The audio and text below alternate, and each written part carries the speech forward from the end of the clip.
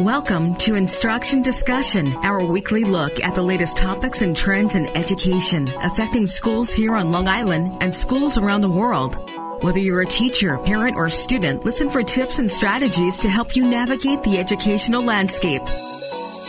There's a bell. It's time to start today's Instruction Discussion on the voice of Nassau Community College, 90.3 WHPC. Hello, I'm Kevin Boston Hill, and welcome to Instruction Discussion, where each week we will examine a recent trend or development in education and its impact on Long Island. Ask any parent, and they will tell you that they wish their child came with an owner's manual so they know how to connect with their children. Add the fact that many parents work, making that connection is even more challenging. While it does seem like a near impossibility to have meaningful connections with your children as a working parent, our next guest will share with us that there are many ways for working parents to develop, maintain, and strengthen their connection with their children. Ann McKitrick is a nationally recognized parenting expert and founder of Nurtured Noggins, a website that provides parenting advice and resources for new parents and caregivers.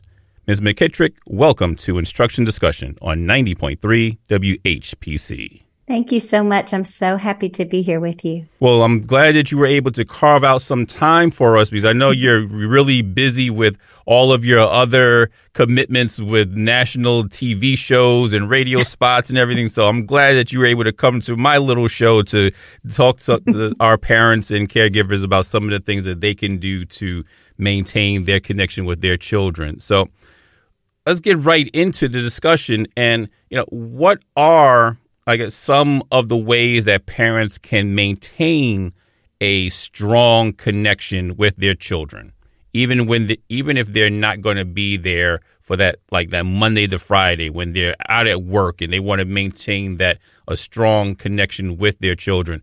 What are some ways that they can do that when they're separated for so long during the day?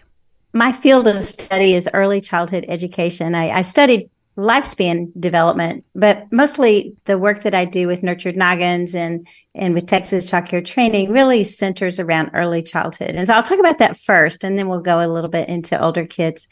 But, when you take your little bitty child, like let's say a 2-year-old or a 4-year-old or even a baby to childcare while you work all day. And maybe that childcare is not even outside the home. Maybe it's someone who comes to your home, but nonetheless, you're separated from your child throughout the day. You do feel like you're a little bit missing out on some things. It's hard to feel as if you know what's going on all day while you're gone. You can't know all that. There are some childcare centers who have in classroom cameras and you can watch, especially if you've got a nanny cam at home or something. But most of the time, most of us are at work, we are working and we can't sit there and watch our baby all day. And so I think that there's really important things that we can do before the day begins and at the end of the day that keep us connected. And mostly it's a mindset thing, like stating to yourself and to everyone around you in your world, this hour before I work is dedicated to connecting with my kid and making sure that we're all good to go and that we start our day well. And then that same thing at the end of the day. I know that people are maybe rolling in their eyes at that and say, there's no way I have that kind of time. So maybe it's 10 minutes, not an hour.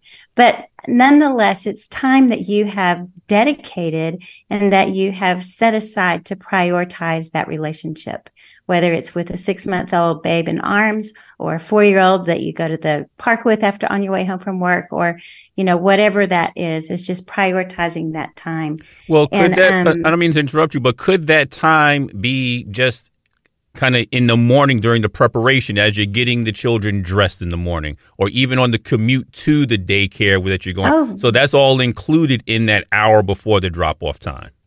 For sure. Yeah. There's a real big difference between driving somewhere with your child and talking to them or them watching a tablet while you talk on the phone to somebody else. Even that, trying to make that a priority a couple of times a day excuse me, a couple of times a week. I know it's not realistic every single day, but just making sure that sometimes you are giving your kid that attention in the car, even though if they're in a car seat, you can't even see their face, or, it's through a mirror. But yeah, for sure. During those times, making the most of those moments and doing what you can ahead of time to make it work smoothly. Got it. Okay. So that'll help alleviate some of that eye rolling that people may have been doing. So, well, I don't have an hour. Well, yes, you do. You have time. It's what you do with the time that you have with your children, as opposed to trying to carve out 60 minutes just for 60 minutes sake. For sure. Yeah. Okay, but I interrupted you. So what are some of the other things that that parents can do?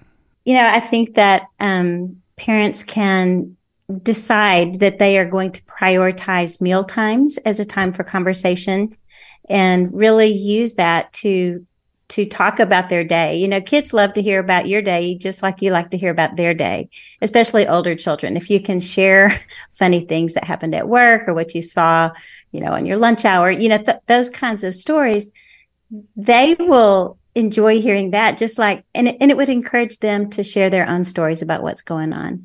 But open-ended questions for your children are always great ways to get the conversation going on those, sweet moments when everybody is in the mood to talk, and it just seems to kind of connect. Yeah, I've noticed that my children have started to turn those questions back on me nowadays, because I would always ask them, so how was your day? And of course, they give me the one-word answer, it was good.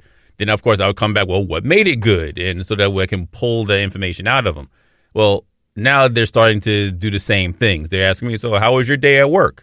And I'll say, oh, it was okay. Well, what made it okay? And so I hear a lot of that happening. So I say, oh, I'm hip to your game now. You're trying to do the same things to see if I'm going to see how I'm going to react and give you answers the way that I'm looking for answers from you. So it does help. That's great that they do that. Yeah. I know your primary site, the Nurtured Noggin site, deals mostly with really primary care and early age newborns for the most part. So what advice would you give to parents who feel that they need to kind of operate really carefully around their newborns? They don't want to do anything because they feel like they're walking around with a piece of porcelain and they don't want to drop it in, thinking that it's going to shatter and break into a million pieces and be like Humpty Dumpty, you can't put it back together. So what advice do you give to those parents who are really nervous about how they handle their children? Yeah, that is a really great question. And I think that it's completely normal and natural to be afraid of how you care for your newborn baby or your little bitty tiny baby, because it's true. You could drop them and really hurt them, And so there's a certain amount of reality that sits inside all of those fears. But the other side of that is that there is the reality that children, they're very good at letting you know what they're capable of doing, and very good at being resilient, and not breaking. They don't break that easily, and they don't catch a cold if they are out in cool weather. They don't. There's a lot of things that are just kind of, things floating around there that people say that aren't necessarily true. And I think it's really important to measure up your fears against good sound advice from your pediatrician and, the people that are really strong experts, the people that take care of your children all day, in childcare. They're the great ones to ask, because they see all the bounces and things, that happen with young children. And they see that, kids really are very, very strong people. And what advice would you tend to give for parents on how to manage the responsibilities of work and family without losing themselves in the mix, so they can kind of, get that work and home life balance together? I know it's real. Yeah. I know I'm sure there's some of my listeners like, yeah, when you get that answer, really let me know, because I've been trying to figure that out for 20 years and everything. So I know there's no magic bullet to create that balance, but what are some things that working parents can do to create more of a balance? Yeah. I have worked in mostly my work with young children and families was in university and college settings where there's an on-site child care center where people would come and drop their children and then they would go to work as a professor or a student, And so I used to peel crying toddlers off of parents' legs all the time. And then I would look at my watch and I would time how long does it take for this baby to stop crying once mama's out of the picture? And usually it was less than 3 minutes. But there's this certain tension that happens when you drop your child off. And it's not always like this, but it's kind of a window of time. But this transition from comforting and helping your kid get settled into school. And then you say, oh my gosh, I've got this meeting, this call in 10 minutes. I've got to take it in the car on the way to work. You automatically have to just shift gears so quickly. And I think that that's probably one of the most stressful things about, the whole morning scene for working parents. And so, what I like to suggest for parents when I'm doing this parent coaching is just to say, is there any way that you can just add an extra 5 minutes to the drop-off time to give yourself a minute to sit in the car before you even start it to go to work and collect your thoughts, switch gears, think about what you're going to do next. What's the first thing that you need to do? Send a quick text if you need to let somebody know something's happening, and then drive yourself to work and, get there and start your day. Just a kind of a pivot inside your head to get things going. Another thing I think is really helpful is, if possible, I know that not everybody even takes a lunch break anymore, but if you could take that real live break at the middle of the day and do something besides work, besides kid, besides family, that's just for you, whether it's reading a novel or listening to some music that you love or whatever, taking a walk around the park, whatever would fill your own need. I think it's really important that we take care of ourselves as parents and refill our own cup so that we have something to pour out to our kids. I want to go back to... Excuse me. Yes, I just want to go back to what you were saying about the drop-off time and making adjustments there, because I think that as working parents, and you pointed out that we get into this mindset that, okay, everything is structured and everything is compartmentalized. So I'm going to drop off my child at 8:15, and then by 8:17, I'll be in the car and I'll be able to turn to work purposes and so forth. But when you do that, and correct me if I'm wrong, but when you do that, it seems like you're making the shift, you're making that switch, but your child hasn't. And so I think being able to be more in the moment with your child when they're going through their stresses about their separation anxiety and showing that empathy for them that will help them to be able to overcome that lot faster. Because otherwise, the message that we're sending as busy parents is, you're just one of many things that I have going on in my life. So you're here, I'm done with this, now I'm moving on. And your child's like, well, what about me? So I think giving that extra couple of minutes to empathize and be in the moment with your child will actually help them to really be able to understand what it is that you have to do, as well as that is not as daunting of an experience as they may originally think it is. Right. I think that's a really wonderful point. And what that communicates to the child is, I really do matter to you, and you see me, and the child's classroom at school, whether they're in first grade or 3 years old, that's their community. Right. That's their family during the day, and there's an awful lot happening in that little community with the other children, with the teachers, with the custodian that comes in the class and talks to the kids. All of those things. All of those people are part of that community, and they want you to know about it. They want you to know what's on the wall on the bulletin board. They want you to see this toy they love. They want to, meet the friend. And so if you can just step in, play for 3 or 4 minutes. I love you so much. You are going to have a great day. I have full confidence that everything's going to go great today. hug, kiss, bye-bye, and walk out the door, then I think that would be a great start for the child as well as for you.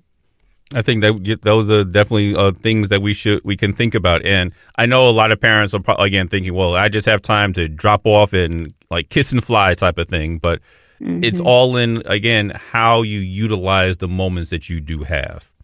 But you are listening to Instruction Discussion on the voice of Nassau Community College, 90.3 WHPC. My name is Kevin Boston Hill, and our guest today is nationally recognized parenting expert and founder of Nurtured Noggins, Ann McKitrick. So now let's get in a little bit into the websites and the resources that you do have available for parents of all ages.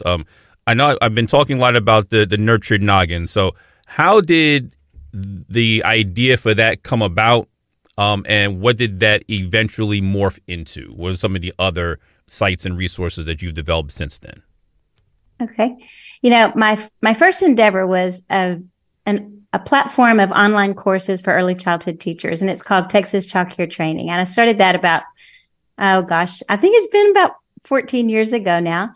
And it is anyone who works at these child care centers that I'm talking about, they have to take my courses in order to, get their training in for the year. And so that was what I was doing. And then my daughter, who at that time was a first grade teacher, had a baby, staying home with baby, looking for something to do with her head.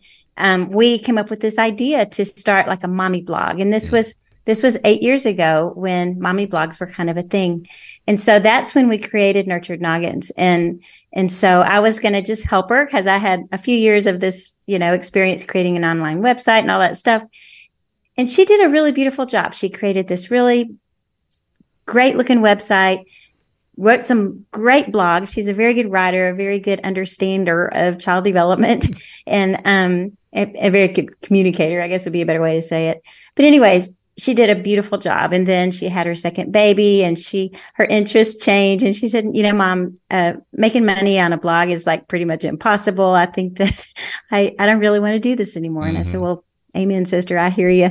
That's fine. But I liked the name Nurtured Noggins, and I thought, I'm just going to hang on to that. And so I just let that little website sit there. About a year and a half later, I went back to check the analytics when I had to pay for the URL fee for the year. And she had gone viral and was getting 30 to 40,000 clicks a month on how do I play with my 0 to 3 month old? What do I do with my 3 to 6 month old? What are some activities for 6 to 9 month olds? And I just thought, well, my goodness, I think there's a bunch of moms and dads out there that are really wondering how to relate to their really young babies. There's a lot out there for preschoolers, but there's not a lot out there for infants. And I love infants. I was an infant teacher. I taught infant development at the university. I love babies, foster babies, real babies, all the babies. I like all the babies. And so I thought, well, I'm just going to kind of turn my attention over to Nurtured Noggins. And that's what I've done in the last probably 5 or 6 years, is really developed this. I've got lots of resources on the site, and I would love for your listeners to go check it out and see what I got. And what is the website that they can go to for that? It's called nurturednoggins.com. Oh, very simple. I like that. Very nurturednoggins.com. Extremely simple. And I know that one deals more with your, I guess, babies from 0 to 9 months, and maybe even preschool just before, I guess, age 4. Do you have anything for slightly older students, maybe those who are in preschool, again, from age 5 to 6, or even in elementary school? Most of the blogs in my podcast is parenting from 0 to 3. So it really is focused on those early years. I do have a course on kindergarten prep that is on another website called Motherly, and that's available. But yeah, I think that so much of what I just said earlier applies to older children as well. Just prioritizing time with them and having conversation and shifting your mind so that you think, that it's about the relationship and not about the battle with the kid, and really trying to take their perspective is really, I think, the thing that really is very important. And what are some of the, I guess, the home and school connections that can support a child's emotional development? I think that the best thing that you can do to support your child at school is support their teachers and the administration of the school. Know the teachers. They are people who have dedicated their heart and soul to teaching other people's children. And they really, I can honestly say, I've done a lot of work in my husband's, I'm not work, but I hang around with all of his colleagues. And so I know what the business world is like. And I also know what the teacher world is like. The teacher people, it's a great group of people. They are nice. They're nice people. And I think oftentimes they feel a little bit unseen by parents and criticized. And so if you can try to get beyond that one little thing that bugs you so much that they said or did or wrote and get underneath it and try to relate to them as a person. Maybe they're a brand new teacher who hasn't experienced what you are presenting them with yet. They've got learning to do. Or maybe there's somebody who's been teaching for 42 years and they don't know, they're having trouble being flexible. Even understanding that perspective doesn't help you in your conflict, but at least it helps you understand where they're coming from. So knowing who they are, where they've been, and appreciating them, and at least, acknowledging them, speaking to them, smiling at them, I think is really important. No, I think that's important as well. I know you said that you provided training for a lot of the early childhood teachers in Texas and so forth, and then you teach at the university level.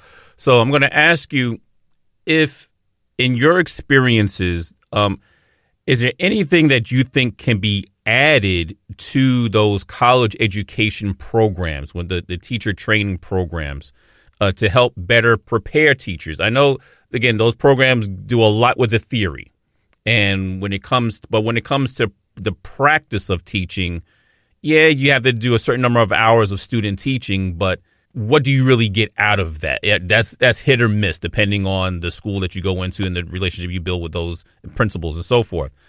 So in your opinion, is there anything that can be added to those teacher development programs to help better prepare teachers for when they actually come into the classroom? I think that what I have seen and participated in that I believe is very, very helpful is a mentoring relationship of an experienced teacher with a new teacher. And that relation, those couples of the mentor and the mentee, they need to just not be random assignments. They need to be somebody who knows right, and connects people that will connect well together. I think sometimes it falls through the cracks and there's just like a matching up of you do this person, you do this person, this is who you got. But if we can somehow be a little bit more personal with it and intentional with it, I think it would probably be more effective. I worked with a grant in the state here. It was an early literacy grant, and got to mentor and coach teachers across the state. And it was an extremely visible difference in a teacher's from the beginning of the year to the end of that program. And I think it's that one-on-one where, somebody's watching you, giving you feedback in a very systemized way where you're not being critical, but instead you're, pointing things out and asking for feedback from the teacher and then giving them, some practical help on how to manage these things. Now, would you think that mentor or coach, should they be from the school or should they be from outside of the school? So that way, and I know there's going to probably be arguments on both sides of that, but sometimes, especially as new teachers, you want to be able to say things almost in confidence, and you want to be able to speak your mind without fear of stuff getting back to your administrators and your rating officers and so forth. So what is your take on that, having an in-house coach or mentor as opposed to somebody who kind of visits once or twice a week? I think you bring up a really good point that the freedom to really be completely transparent with someone will especially for a new teacher, I think they'll be very guarded if Yes. it's somebody that they know is sitting in the office next to their administrator or to their supervisors. And so, maybe if schools could do sort of a crisscross with that, or have an agreement that this is a safe space, that what you say here is protected and will not, and then actually following through with that and not breaking that confidence. Yeah, I think I think every school has to operate with, the way they feel is going to work for their particular population. And I know when I was a building leader, I would hold what I used to call, and my teachers used to call, the after 3 conversations. So we had the relationship, like the supervisor and teacher relationship, from 8 to 3. But anytime after that, that's when we could kind of speak off the record, so to speak. And whatever was said it was taken into consideration at certain points, but it was never like held over somebody. So we held those relationships and those conversations in confidence so that we could have a more open dialogue, even when it came to the hard conversations about pedagogy and things like that. It just made it a lot easier to deal with, knowing that we could speak on a different level after 3 o'clock when all the kids were gone. Right. Yeah, that's great. That's what usually has to happen at happy hour after work. Right. But you were creating a space right there. Exactly. Well, and plus, I wasn't going to necessarily be seen drinking with my the people I'm supervising. Sure, yeah. That wouldn't be a good look. So you're right. did it in school. I guess I mean amongst the teachers. I know they go out all the time with that. But along the similar lines of staying with the colleges for a moment, do you think that colleges should think about maybe supplying adult education courses in parenting to kind of support new parents and even veteran parents? I think that is a wonderful idea. There is so much to know about parenting. I have really, I had Ellen Galinsky, who is, you may even know her. She's there in New York City with you, and she's with the Family Work Institute. But she wrote this excellent book on the 6 stages of parenting. And if we all just understood what stage of parenting we were in ourselves and what stage the people we are talking to and working with, if we understood that about them, it would so help us understand how to relate to the parents and what they are experiencing. Because as your child goes through all of these different stages of development, you as a parent have to change the way you parent. And not only that, but what's going on inside your head based on your own parenting and all of the things that you want for your own family, those things are all being worked out too. And so it's this constant fluid movement of learning to parent your kid. And then if you're working with those parents who are in this fluidity, understanding what they're going through would be so helpful, so helpful. We would certainly like to thank our guest, nationally recognized parenting expert and founder of Nurtured Noggins, Ann McKitrick, for coming on to our show today. Thank you so much for having me. I loved our conversation. Thank you so much. I'm honored. And once again, my name is Kevin Boston Hill, and thank you all for listening to Instruction Discussion right here on the voice of Nassau Community College, 90.3 WHPC.